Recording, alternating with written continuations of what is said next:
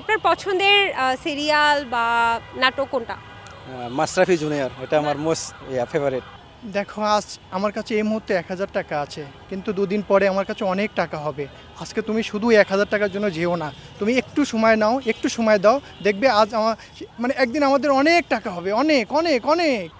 High, কেমন আছেন? ভালো, জি ভালো। আচ্ছা, দীপ্ত টেলিভিশন কি আপনাদের দেখা হয়? আপনি কি দেখেন দীপ্ত টেলিভিশন? দেখা হয়? যে নিউজ ফিডে আসলে দেখা হয়, তারপর সংবাদপত্র দেখা হয়, আরও অনেক কিছু আর কি, নাটক এগুলো এক্সট্রা দেখা হয়। আচ্ছা আচ্ছা, দীপ্ত টেলিভিশনে আপনার পছন্দের সিরিয়াল বা নাটক কোনটা?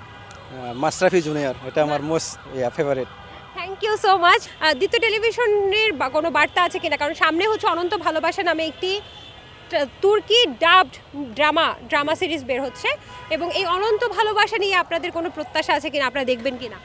জি, অবশ্যই দেখবো। অবশ্যই দেখবেন। আর কোনো প্রত্যাশা আছে দীপ্ত টেলিভিশনের প্রতি? আরও অনেক ভালো ভালো সিরিজ দেখতে চাই। ঠিক আছে, কি দেখতে চান? নাটক। নাটক। দীপ্ত টেলিভিশন কি দেখা হয়? হ্যাঁ, অবশ্যই। দীপ্ত টেলিভিশনের পছন্দের কোন নাটক বা মেগা সিরিয়াল বা ডাব সিরিজ কোনটা আপনার?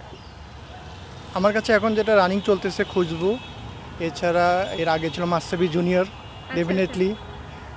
দুটা সিরিয়ালই আমার, মানে মাশরাফি জুনিয়র তো পুরোটাই দেখা হয়েছে, আর খুশবুটা তো চলতেছে, এগুলো দেখা হয়।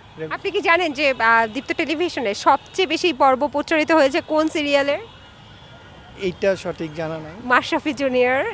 ও হ্যাঁ হ্যাঁ। এবং সব জায়গায় কিন্তু মাশরাফি জুনিয়রের একটা ফ্যান বেজ আছে, তাই না? আচ্ছা ভাই, আপনি কি করছেন এমনিতে মেনলি? আমি এই মুহূর্তে এখন গভর্নমেন্ট সার্ভিসে আছি, ব্যাংকে আছি, সোনালী ব্যাংকে।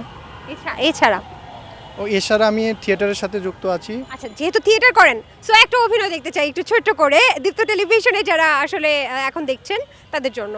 ধরেন আপনি খুব কষ্ট পেয়েছেন, আপনার প্রেমিকা আপনাকে আজকে ছেড়ে চলে গেছে, এবং মাত্র ১,০০০ টাকার জন্য, কারণ আপনি ইয়েতে গেছেন, মানে রেস্টুরেন্টে গেছেন এবং বলেছেন আমার কাছে মাত্র ১,০০০ টাকাই আছে, যেহেতু ১,০০০ টাকার প্রশ্ন।